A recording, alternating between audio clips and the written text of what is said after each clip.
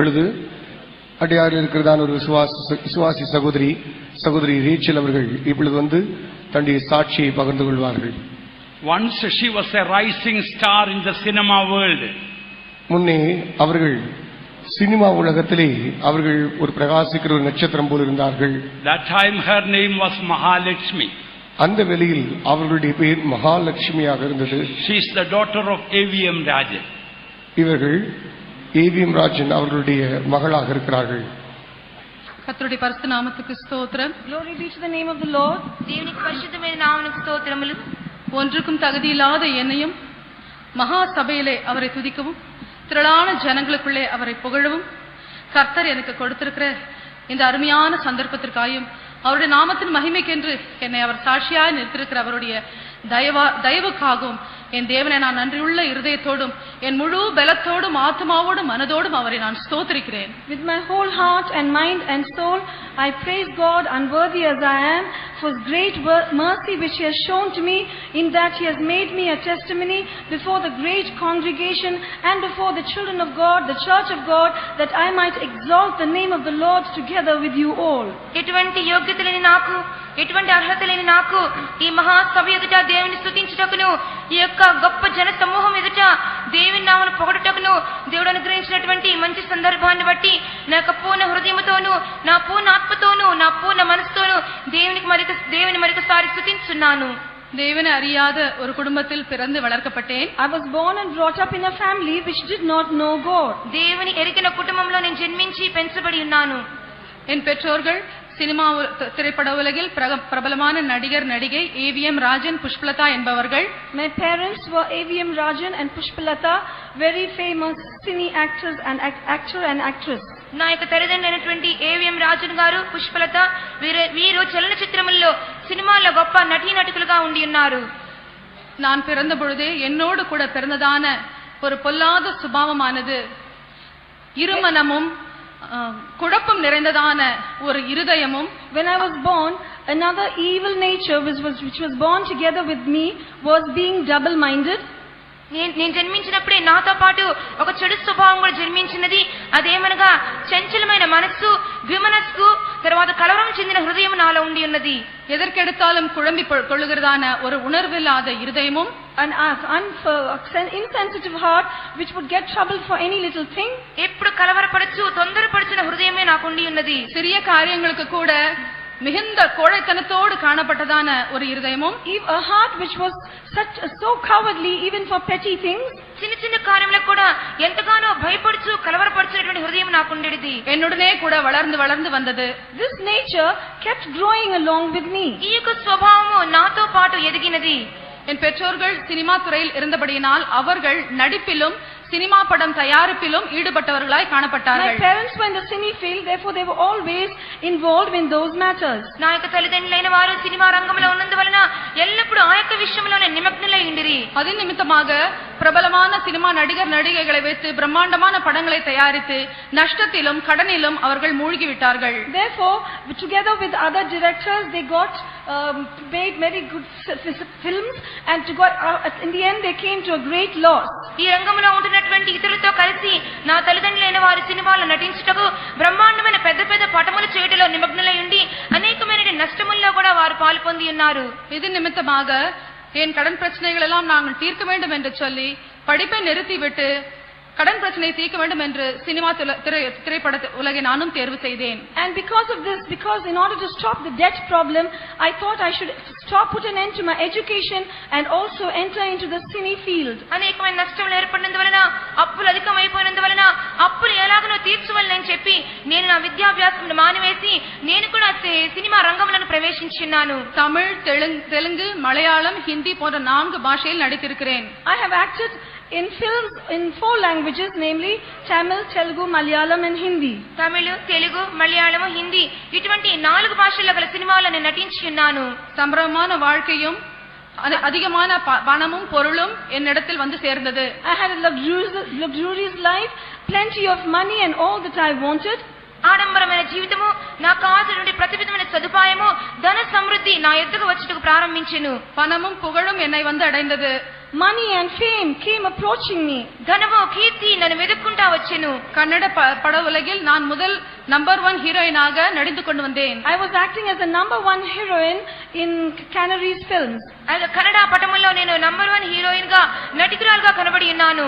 என் சிறு பிராயம் முதல் அநேக சந்தர்ப்பத்தில் சாவு என்னை தொடர்ந்து கொண்டே வந்தது. Right from my childhood, on many occasions, death came following after me. నా యొక్క బాల్య దశ నుండి చూసినప్పుడు కూడా మరణం అనేది నన్ను వెంటాడుతూ వచ్చినది.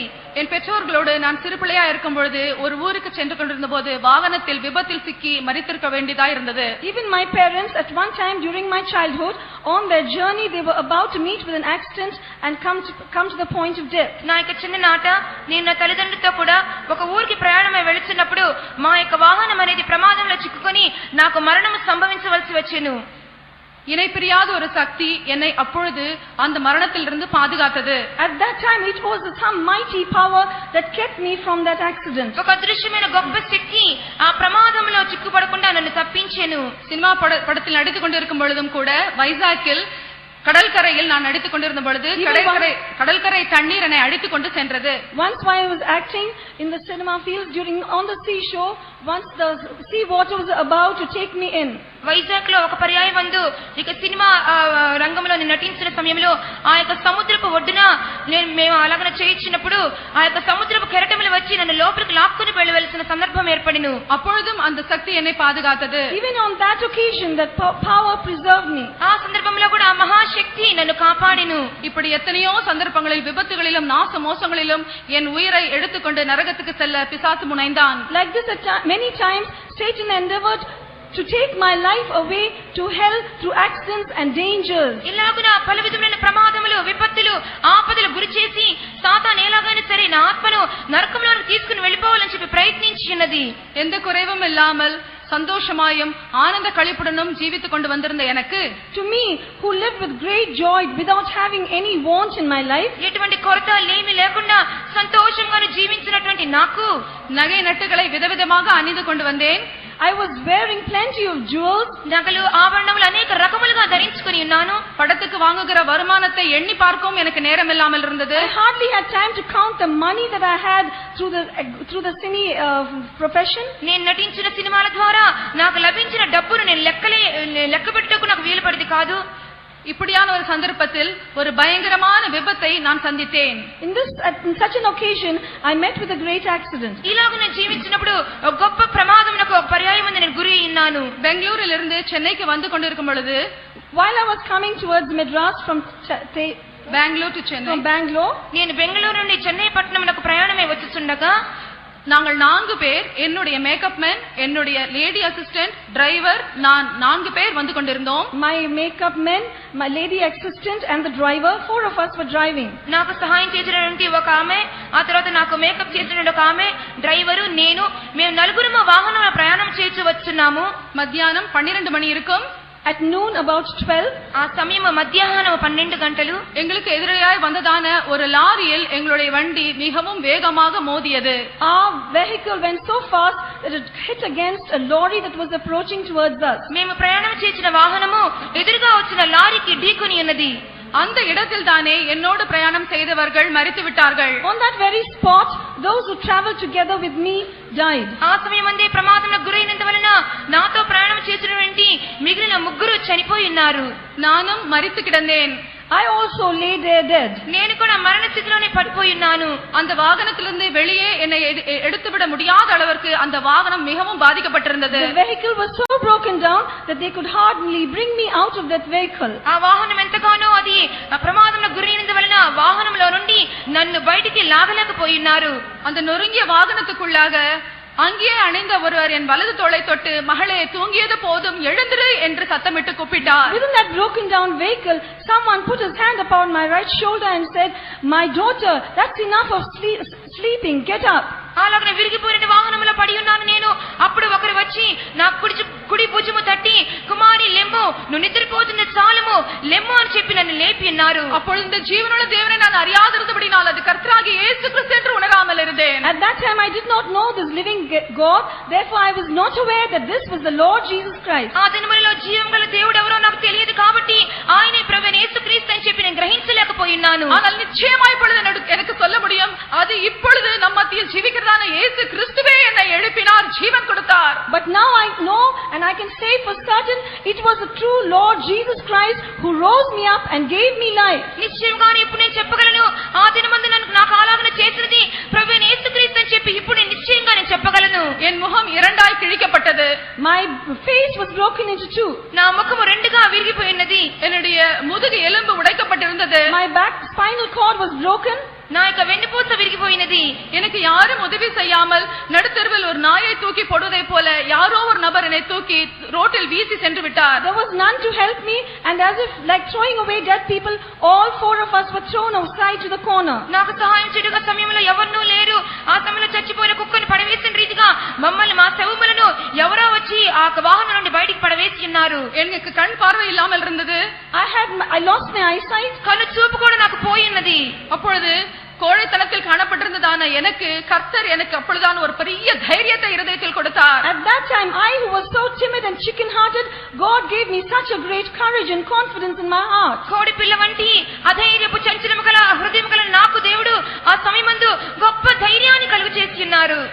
நான் ஒரு ஆஸ்பத்திரியை தேடி அங்கே என்னை அட்மிட் செய்து கொள்ள வேண்டும் என்று என் பெற்றோர்களை ஜீவனோடு இருக்கும் பொழுதே பார்க்க வேண்டும் என்கிற ஒரே பிரயாசத்தோடு பெங்களூரை நோக்கி நடந்து சென்று கொண்டிருந்தேன். With the only desire that my parents should see me while I was still alive, I walked towards Bangalore, endeavoring to enter into some hospital and get admitted there. నేను జీవంగా ఉన్నప్పుడే నా తల్లిదండ్రులైన వారు నన్ను చూడాలని చెప్పి నేను బెంగళూరు వైపునకు ఒక ఆసుపత్రిలో చేర్చబడ నిమిత్తము నేను అలా నడిచి వెళుతున్నాను. அங்கே உடனடியாக என்னுடைய பெற்றோர்கள் புறப்பட்டு வந்து என்னை சந்தித்தார்கள். Immediately my parents set out and came there and met me. తక్షణమే నా తల్లిదండ్రులైన వారు ప్రయాణమే వచ్చి నన్ను చూచుటకు వారు బయలుదేరి ఉన్నారు. அந்த தருணத்தில் என் பெற்றோர்கள் ரட்சிக்கப்பட்டு நம்முடைய சபையில் விசுவாசிகளாய் இருந்தார்கள். At that time my parents were already saved and were members of this church. ఆ సమయంలో నా తల్లిదండ్రులైన వారు రక్షణ పొంది ఉన్నారు, ఈ సంఘం యొక్క సభ్యులుగా మారి ఉన్నారు. ஆனால் நானோ துர்மார்க்கமான உளையான அந்த சினிமா துறையில் நான் இருந்தேன். But I was living a wicked life involved in the cine field. నేనైతే ఈ దుర్మార్గమైనటువంటి సినిమా రంగంలోనే ఉండిపోయి ఉన్నాను. என்னை கூட்டிச் சென்ற பிறகு 12 மணி நேரம் தான் இந்த பெண் பிழைத்திருப்பாள், சொந்தக்காரர்கள் எல்லோருக்கும் சொல்லி தகவல் அனுப்பிவிடுங்கள், அதற்கு பிறகு இவளை பார்க்க முடியாது என்று வைத்தியர்கள் சொல்லிவிட்டார்கள். After we went there, all the doctors said this lady will survive only for 12 more hours, so you can inform all the relatives and friends and ask them to come and rush and see her. నేను అలా ఆసుపత్రికి వెళ్ళిన తర్వాత వైద్యులను చూసి చెప్పి ఉన్నారు, ఈమె 12 గంటల సమయం మాత్రమే బ్రతికి ఉండగలదు, అందువల్ల బంధుమిత్రులందరికీ తెలియజేయండి, ఆ తర్వాత వచ్చినట్లయితే ఈమెను జీవంతో చూడలేరు అని వైద్యులు చెప్పి ఉన్నారు. என் பெற்றோர்கள் கர்த்தர் மீது அதிகமான விசுவாசம் வைத்து இந்த வேத புத்தகத்தில் உள்ளதான 91வது சங்கீதத்தை என் தலைமாட்டில் இருபுறமும் உட்கார்ந்து கொண்டு அந்த ஜீவனுள்ள வார்த்தையை மாத்திரம் படித்துக் கொண்டு என் பிள்ளைக்கு ஜீவனை கொடுமாண்டவரே என்று மன்றாடி கேட்டுக் கொண்டிருந்தார்கள். My parents had a great faith in God, therefore they sat on either side of my head and they read Psalm 91 and cried unto the Lord saying, Lord, please grant life unto our child. నా తల్లిదండ్రులైన వారు దేవుని అధిక విశ్వాసం కలిగిన వారు కనుక నా యొక్క తల ప్రక్కన వారు అటు ఇటు కూర్చుని కీర్తనలు 91 తీసుకుని, ప్రభువా నువ్వు ఇలాగ వాగ్దానం చేస్తున్నావు కదా, నా బిడ్డకు ప్రాణము జీవము దయచేయమని వారు ప్రార్థించు ఉండిరి. மரித்த மகளை தன்னுடைய பெற்றோர்கள் எழுப்பி கொடுத்ததான அதே தேவன் என்னையும் என் பெற்றோர்களுடைய விசுவாசத்தை கனப்படுத்தி மரித்து கிடந்த என்னையும் ஜீவனோடு எழுப்பி கொடுத்தார். The very Lord who raised the dead child to life, he raised me up and gave me to my parents. మరణించిన బిడ్డను యేసు ప్రభు ఎలా లేపి ఉన్నారో అలాగనే మరణ స్థితిలో ఉన్న నన్ను దేవుడు నన్ను జీవముని పోసి లేపి ఉన్నారు. ஜீவன் வந்தால் போதும் என்று இருந்ததான என்னுடைய பெற்றோர்களுக்கு ஒரு பயங்கரமான செய்தி அறிவிக்கப்பட்டது. To my parents who were so happy to be satisfied even if I only got life, at that time they got a very critical message. ప్రాణం దొరికినట్లయితే చాలు నా బిడ్డకని చెప్పి తల్లిదండ్రులు ఎదురు చూస్తుండగా ఒక భయంకరమైనటువంటి వార్త నా తల్లిదండ్రులకు వినబడెను. முகம் மிகவும் பாதிக்கப்பட்டிருந்தபடியினாலும், because my face was greatly affected, నా ముఖము బాగా అదే దెబ్బతిన్నందువలన ஒரு ஸ்திரீக்கு முதல் பிரசவம் வரைக்கும் இருக்க வேண்டியதான எல்லா ரத்தமும் போய்விட்டது என்றபடினாலும், And because all the blood had gone as a woman would for her first delivery, ఒక స్త్రీకి మొదటి ప్రసవం ముందు కావాల్సిన రక్తమంతయు ఈమెకు పోయినది. இந்த பெண் பிள்ளை கல்யாணம் செய்து கொள்ள லாயக்கில்லை என்று டாக்டர்கள் சொல்லிவிட்டார்கள். doctors declared this woman would not be liable to get married at all. ఈ యొక్క ఆడపిల్లకు వినాலும் Because my face was greatly affected, నా ముఖము బాగా అదే దెబ్బతిన్నందువలన ஒரு ஸ்திரீக்கு முதல் பிரசவம் வரைக்கும் இருக்க வேண்டியதான எல்லா ரத்தமும் போய்விட்டது என்றபடினாலும், and because all the blood had gone as a woman would for her first delivery, ఒక స్త్రీకి మొదటి ప్రసవం ముందు కావాల్సిన రక్తమంతయు ఈమెకు పోయినది. இந்த பெண் பிள்ளை கல்யாணம் செய்து கொள்ள லாயக்கில்லை என்று டாக்டர்கள் சொல்லிவிட்டார்கள். doctors declared this woman would not be liable to get married at all. ఈ యొక్క ఆడపిల్లకు వివాహంకు యోగ్యురాలు కాదు అని చెప్పి వైద్యులు చెప్పి ఉన్నారు. ஆனால் என் ஜீவனுள்ள தேவனோ, But my living God, ఆయనను నా సజీవం గల దేవుడు யாருடைய ரத்தத்தையும் என் சரீரத்தில் ஏற்றாமல், without getting anybody's blood in my body, ఎవరి యొక్క రక్తమును కూడా నా శరీరంలోనికి ఎక్కించకుండా பிளாஸ்டிக் சர்ஜரி செய்துதான் முகத்தை சரிப்படுத்தலாம் என்று ஓரளவுக்கு நம்பிக்கை கொடுத்திருந்த வைத்தியர்களுக்கு முன்பாக, before the doctors who had promised that to some extent the face could be altered because through plastic surgery, plastic surgery చేసి మాత్రమే ఆ చికిత్స మూలముగానే ముఖమును సరిచేయగలమని చెబుతున్న వైద్యుల ఎదుట ஒரு வைத்தியமும் இல்லாமல், மருந்து மாத்திரை எதுவும் இல்லாமல், without any drop of medicine or tablet or any such thing, ఎటువంటి వైద్యము గాని మందు మాత్ర గాని ఏమీ లేకుండా அவருடைய ஜீவனுள்ள வார்த்தையும் அவருடைய அன்பும் கிருபையும் இரக்கமும் ஈவும் என்னை முற்றிலுமாய் முன்பிருந்ததை காட்டிலும் ஆரோக்கியத்தோடு கொண்டு வந்தது. His living word, His grace, His power, His mercy and love and all that is of God brought me back to life, to a better state. ఆయనకు జీవం గల వాక్కు, ఆయన ప్రేమ, ఆయన కనికరము, ఆయన శక్తి, ఆయన దయే ముందున్న స్థితి కంటే ఒక మంచి ఆరోగ్యం గలటువంటి శరీరంగా ప్రభువు నాకు ఇచ్చి ఉన్నారు. மறுபடியுமாக பாவியிலும் பிரதான பாவியாய் இருந்த நான் இந்த சினிமா துறையை மறுபடியும் நாடி சென்றேன். I, who was the chiefest among sinners, once again returned to the cine field. స్వస్థత పొందిన తర్వాత పాపుల్లో ప్రధాన పాపి అయిన నేను తిరిగి సినిమా రంగంలోకి వెళ్ళిపోయినాను. சென்ற பொழுது இருந்ததை காட்டிலும் இப்பொழுது மிகவும் அழகாய் இருக்கிறாய் மகாலட்சுமி என்று எல்லோரும் மெச்சிக்கொண்டார்கள். When I went there, all of them praised me and said, "Mahalakshmi, you look much better. You're more good looking now than before." Cinema రంగంలోకి వెళ్ళిపోయిన తర్వాత అక్కడున్న వారందరూ కూడా అమ్మా లక్ష్మి, ముందున్న ముఖము కంటే నీ ముఖం ఇప్పుడు బాగుందని చెప్పి అందరూ మెచ్చుకున్నట్టు ప్రారంభించి ఉన్నారు. கர்த்தருடைய வார்த்தையை அசட்டை பண்ண சென்றதான எனக்கு, To me, who despised the word of God, దేవుని యొక్క వాక్కులను తృణీకరించిన నాకు 4 மடங்கு அதிகமான பணமும் சம்பரமான வாழ்க்கையும் இன்னும் அதிகமாய் கர்த்தரின் வாழ்க்கையில் அனுமதித்தார். Lord allowed me to have 4 times more the money and luxury that I had than before. ముందున్న దానికంటే 4 గంటలు అధికంగా దేవుడు నాకు ఐశ్వర్యాన్ని, సంపదను అనుగ్రహించినారు. என்னுடைய புகழ், பணம், பதவி எல்லாம் எனக்கு திகட்டி போய்விட்டது. The praise, the honor and fame, all that I received was surfeiting.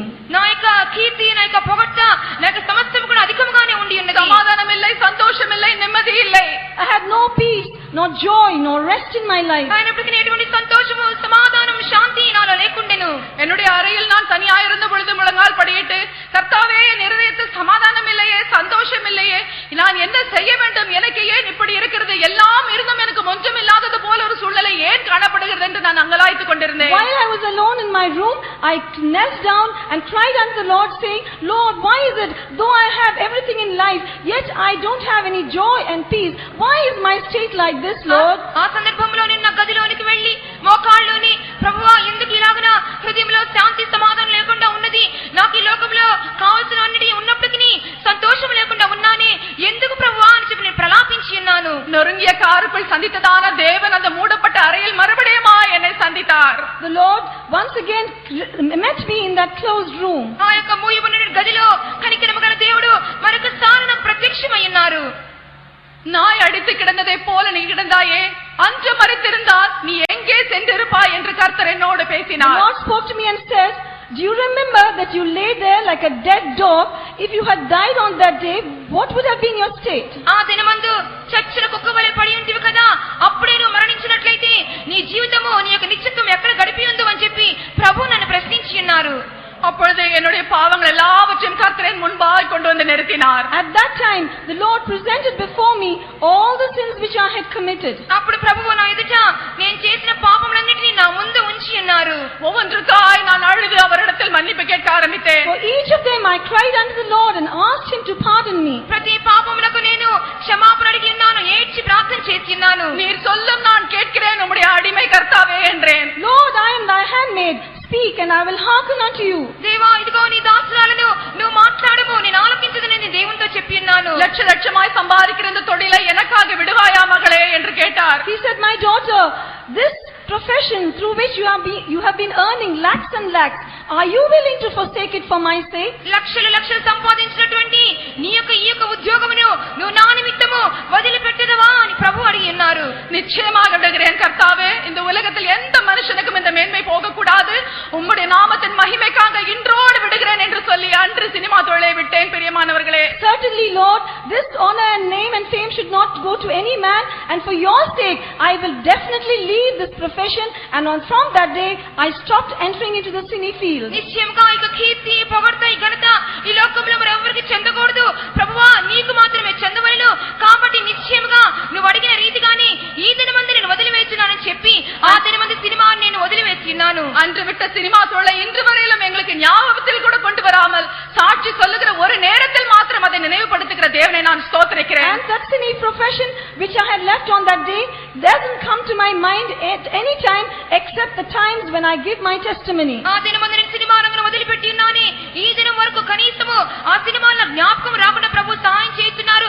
సాక్ష్యం చెప్పుతున్నప్పుడు మాత్రమే దాన్ని జ్ఞాపకం నేను చేసుకుందును. நான் 8 மாத கர்ப்பிணியா இருந்த பொழுது என்னுடைய கோழைத்தனம், என்னுடைய உணர்வில்லாத இருதயம், என்னுடைய குறைபாடு உள்ள எல்லா சுபாவங்களும் நீங்க கர்த்தர் தாமே அவருடைய பரிசுத்த ஆவியானவரை அந்நிய பாஷையின் அடையாளத்தின் மூலமா எனக்குள் தந்தருளினார். When I was carrying 8 months, I was so timid and cowardly. The Lord filled me with the Holy Spirit and His power. నేను 2 నెలల గర్భవతి ఉంటున్నప్పుడు నాలో ఉన్న అధైర్యపు ఆత్మ, చంచలము, కలవరపడుతున్న ఆత్మను తీసివేసి దేవుడు పరిశుద్ధాత్మ అభిషేకంలో నన్ను నింపి ఉన్నారు. சரியான பாதையில் இந்த உலகத்தில் நடந்து செல்ல ஒரு மேலான சபையை கர்த்தர் எனக்கு இரக்கத்தோடு கொடுத்தார். Not only that, in this world to walk in the right path, the Lord directed me towards the right church. ఈ లోకంలో సరైన జీవితం చేయ నిమిత్తము దేవుడు ఒక శ్రేష్టమైన సంఘాన్ని నాకు చూపించి ఉన్నారు. அதற்கு பிறகு 1992வது வருஷம் ஜூன் மாதம் 6ஆம் தேதி கர்த்தருடைய நீதியாகிய முடுக்கு ஞானஸ்தான சத்தியத்துக்கு கீழ்ப்படிய செய்து எனக்கு கிருபை செய்தார். After that, the Lord granted me the grace in the year 1992,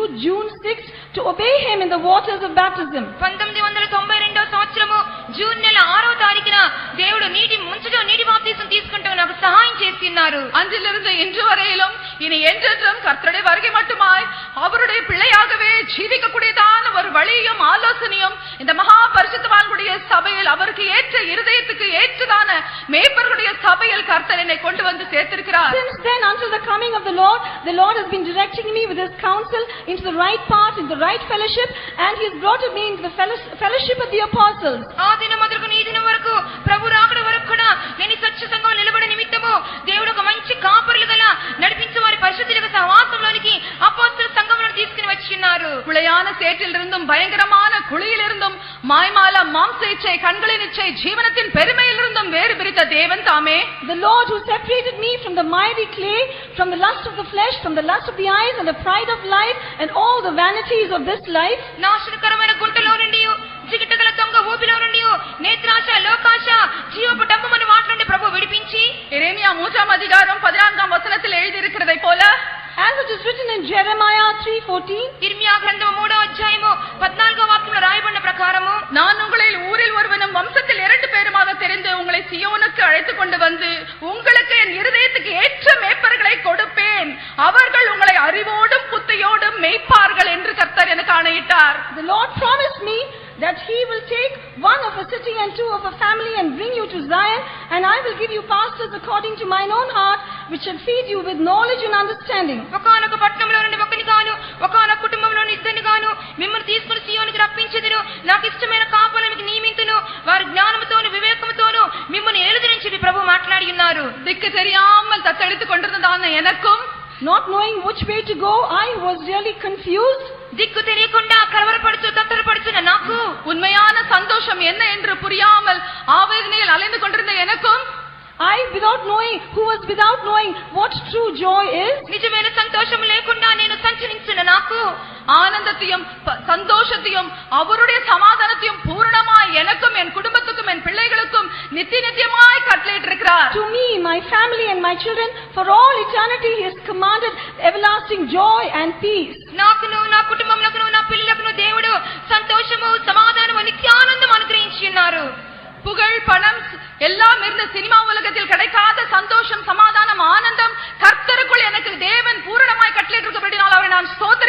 forsaking name and fame in the cine field, the Lord is enabling me to rejoice in the Lord and receive all the gladness that is in His presence. Therefore I thank and praise His name. Cinema రంగంలో ఉన్నటువంటి కీర్తి ప్రఖ్యాతి పొగడ్తను ధనమును వదిలిపెట్టిన నాకు క్రీస్తు యేసునందు గొప్ప సమాధానము సంతోషం అనుగ్రహించినందుకు నా దేవుని నేను స్తుతించుచున్నాను. இப்படியாக எனக்கு சந்தோஷத்தையும் சமாதானத்தையும் ஒரு நிச்சயத்தையும் அவருடைய வரிகளை காணப்படக்கூடியதான ஒரு நல்ல ஒரு பங்கையும் கர்த்தர் எனக்கு கொடுத்திருக்கிறபடினால் அவருடைய நாமத்தை மகிமைப்படுத்தி ஒரு பாடலை பாடி இந்த சாட்சியை முடிக்க நான் வினைகிறேன். And because He has given me such a great joy and peace and the hope of His coming and an assurance, I want to sing a small chorus and end my testimony therewith. ఈ విధంగా నా జీవితంలో దేవుడు గొప్ప సంతోషమును సమాధానమును ప్రభువు రాకడ గురించి నిరీక్షణతో ఒక నిశ్చయత అనుగ్రహించినందుకీ దేవుని నా మహిమాత్మే ఒక చిన్న పల్లవిని పాడి నా సాక్ష్యం ముగించుకోవచ్చున్నాను. கர்த்தருடைய பரிசுத்த நாமத்துக்கு ஸ்தோத்திரம். Glory be to the name of the Lord. దేవుని పరిశుద్ధమైన నామమునకు స్తోత్రములు. ஆஹா என்ன இன்பம் பரலோக இன்பம் இன்ப இயேசு அளித்தனரே அளவிற்கடங்கா புத்திக்கும் ஏட்டிடா அன்பை கூற நாவும் போதுமோ அளவிற்கடங்கா புத்திக்கும் ஏட்டிடா அன்பை கூற நாவும் போதுமோ நீச துரோகி எந்தனை பாசமாயேற்றீரோ நீ பாவ உளையினின்றே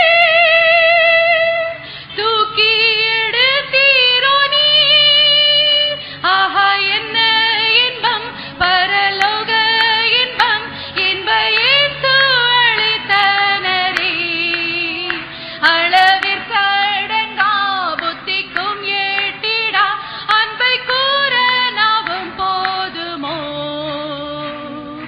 ஆகாய மேகம் தனில் சேர்ந்திடும் நேரம் தனில் ஆனந்தம் ஆனந்தமே என்றென்றும் ஆனந்தமே ஆனந்தம் ஆனந்தமே என்றென்றும் ஆனந்தமே ஆஹா என்ன இன்பம் பரலோக இன்பம் இன்ப இயேசு அளித்தனரே அளவிற்கடங்கா புத்திக்கும் ஏட்டிடா அன்பை கூற நாவும் போதுமோ அளவிற்கடங்கா புத்திக்கும் ஏட்டிடா அன்பை கூற நாவும் போதுமோ. Praise the Lord. Hallelujah. Death and destruction and darkness, the Lord delivered her and brought her to the marvelous light and the truth and life.